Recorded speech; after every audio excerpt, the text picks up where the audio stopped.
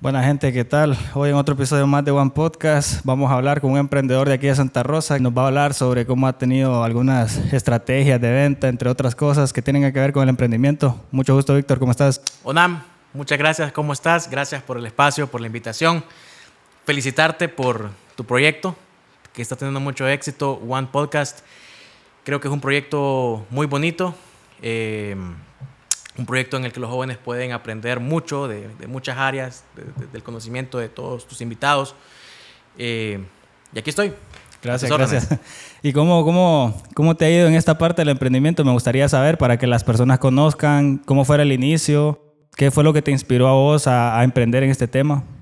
Pues lo que me inspiró fue la necesidad, las ganas, el deseo de generar ingresos para subsistir.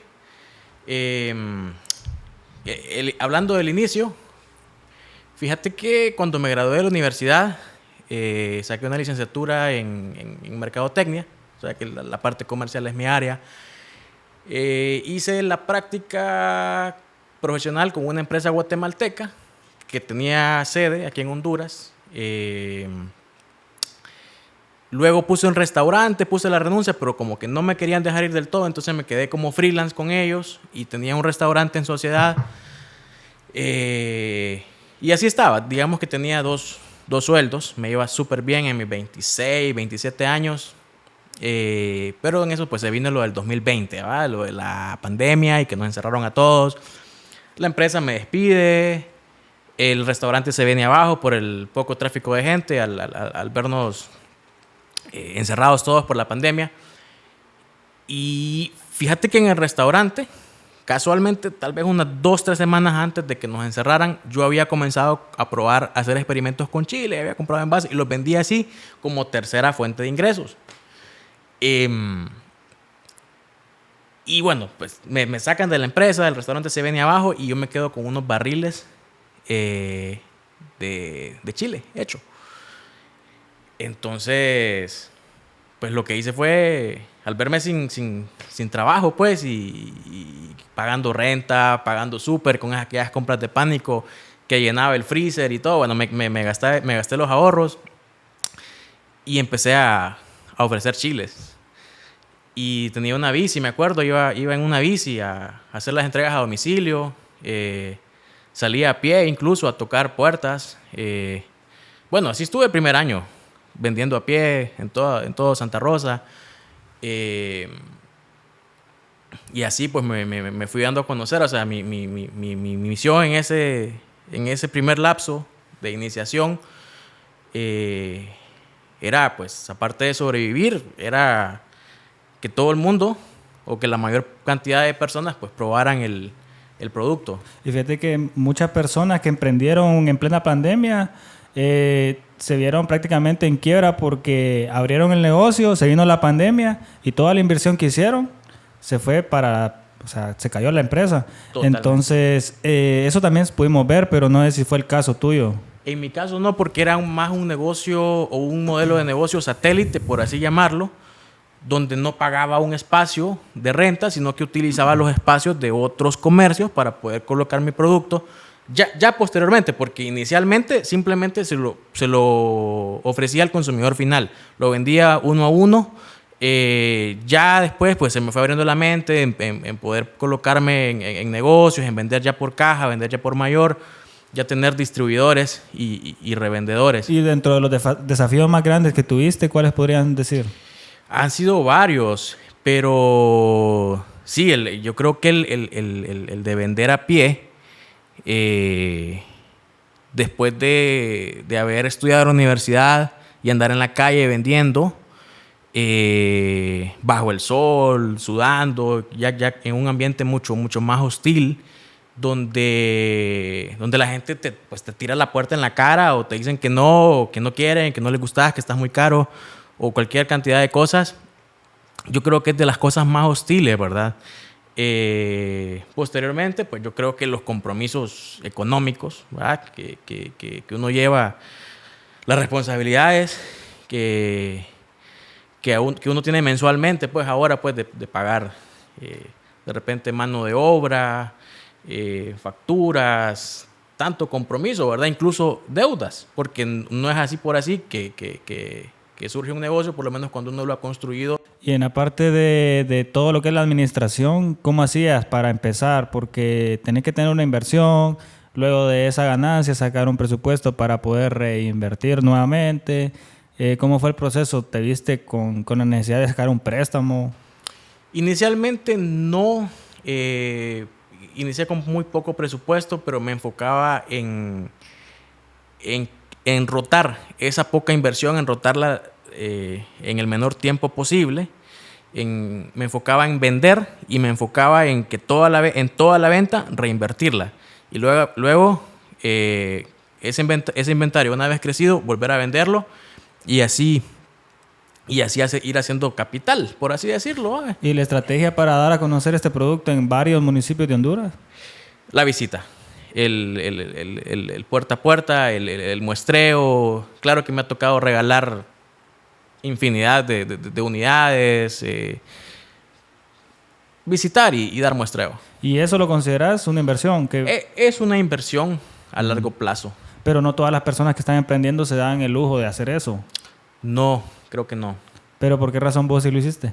Pues porque mi objetivo es que la mayor cantidad de personas pues prueben el chile y se den cuenta pues de que no es un chile, sino que es un chile diferenciado, es un producto completamente distinto a lo que tradicionalmente conocemos como esas agüitas diluidas con colorante que nos venden en el súper en botecitos de plástico a 10, 20 lempiras. Y nos puedes explicar ahí, aprovechando que tenemos acá algunas muestras, no sé si querés explicarme algunos de los productos que tenés, claro, si los mostrás. Sí. Tenemos 3 sabores actualmente. Tenemos el verdecito, que es el de jalapeño, el rojo de habanero y el amarillo, que es de cabro. Son básicamente chiles asados, cebolla asada, ajo asado, whisky, aceite de oliva, otras cositas por ahí que no voy a decir por tema de receta.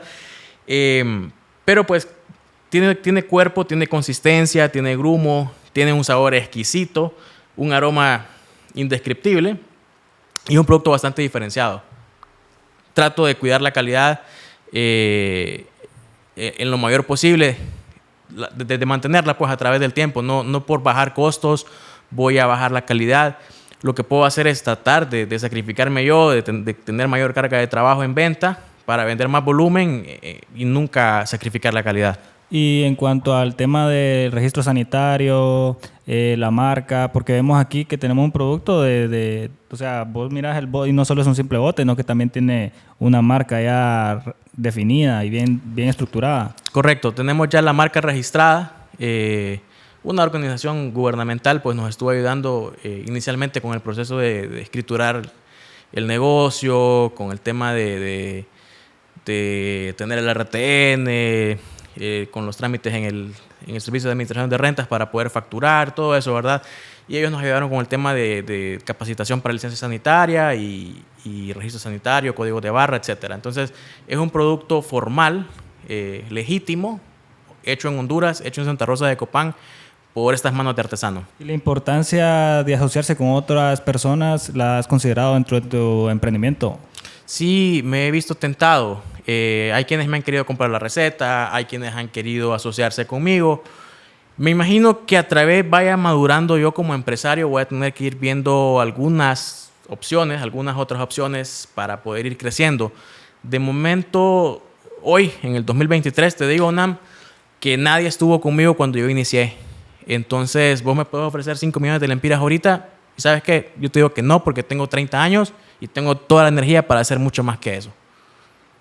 Esa es mi respuesta hoy. Veremos, vamos a ver en el tiempo qué cosas surgen. Pero mensualmente, gracias a Dios, ya somos autosostenibles, ya tenemos una cuota de mercado garantizada y ya tenemos para cubrir ciertas necesidades y las necesidades de otras personas. Dentro del tema de los impuestos y demás trámites administrativos, ¿vos considerás que los emprendedores se la ven bien difícil al inicio? Sí, es difícil, honestamente. El tema de impuestos es bastante alto, bastante nocivo, bastante perjudicial para cualquier empresario y más aún cuando viene iniciando.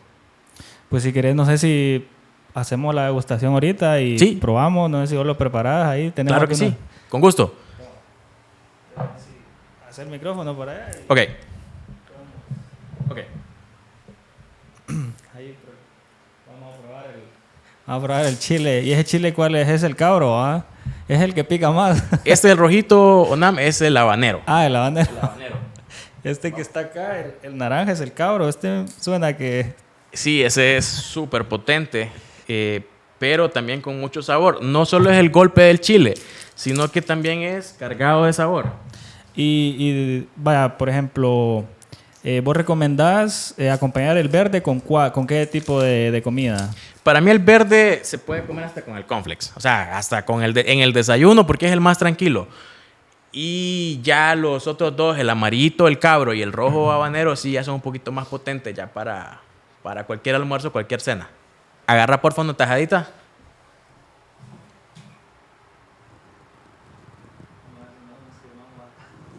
Olelo, por favor.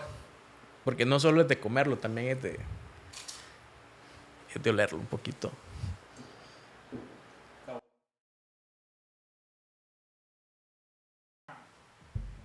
Pero no pica mucho, pero está bastante buena o sea, el sabor, la consistencia.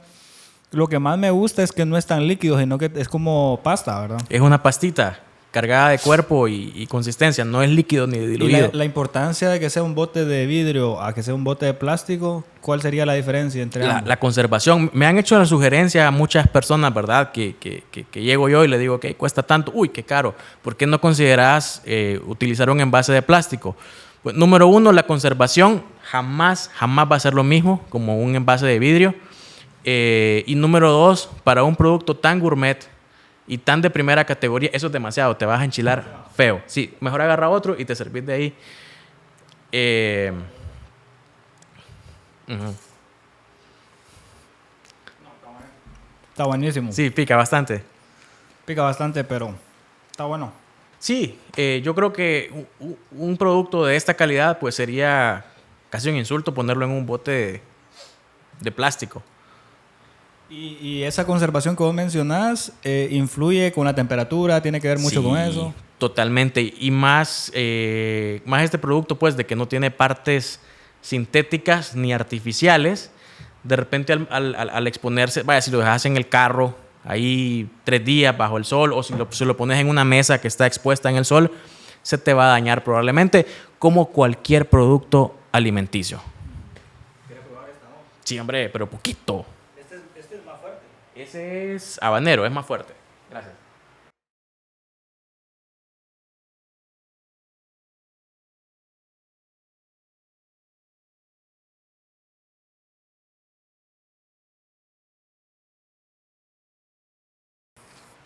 Este creo que es más picante, ¿va? ¿Y por qué el nombre de Don Angelino? Vos te llamás Víctor Angelino, ¿va? Es mi apellido. ¿Es tu apellido? Sí. Los ingredientes que normalmente colocan acá se deben de colocar para que las personas, los clientes conozcan, pero en sí la receta tiene que ver mucho con un tema principal y que es 1, 2 o 3 ingredientes. Pero el tuyo, ¿cuántos son los ingredientes especiales, por decirlo así? Solo la cantidad. Los ingredientes que lleva el chile son tal cual los que describe la etiqueta. Ahora yo creo que el secreto de repente está en las proporciones y también en el proceso. Pero en el proceso tienen algunos barriles que están fermentando. Sí. Bueno, hace poco vi un video de un chile que lo habían abierto después de 100 años. Hay un lugar famoso, no sé si es en Holanda, que tiene una gran cantidad de barriles y los dejan ahí conservando y luego los van abriendo. Pero es una pasta y solo eso me imagino cuando miro este chile, porque según lo que vos comentás del procedimiento, todo lo que tiene que ver con el tema del procesamiento de esto, es algo bien interesante para después consumirlo y saber todo eso que hay detrás. Sí lo es. La parte de conservación, la pasta, la primera parte que sale, pues que es la pasta, antes de preparar el producto final, pues sí, se reposa en whisky. Y bueno, la verdad, para que todos los que nos están viendo sepan, ya Chile Don Angelino se convirtió en uno de los patrocinadores del podcast y eso también es una buena noticia. La verdad me alegra bastante que hayas venido a este podcast y nos hayas contado sobre tu emprendimiento, que en estos momentos pues a través de las redes sociales te pueden seguir. No sé si cómo les tenés tus redes sociales para que sepan. Sí. En Facebook estamos como Don Angelino y en Instagram estamos como Don Angelino HN. Y, ¿por qué no? Mi número de teléfono personal es 3287-6266. Platiquemos, llamémonos. Bueno, pues muchas gracias, Víctor, por venir acá. Vamos a seguir haciendo más podcasts en estos días y te vamos a invitar para que podamos seguir degustando este producto que es bastante bueno, es de buena calidad. Y a todos mis amigos yo les di de probar y les ha gustado. A mí me encantó ahorita. Y te deseo lo mejor de los éxitos, que puedas seguir emprendiendo y que puedas seguir creciendo tu empresa. Porque hay un concepto que dice que microemprendedores está mal dicho. Todos son emprendedores, solo que van empezando. Pero que si tenés una buena visión y todo así tal como va, vas a llegar a un lugar bastante alto en esto. Gracias, Onam, por el espacio. Guan.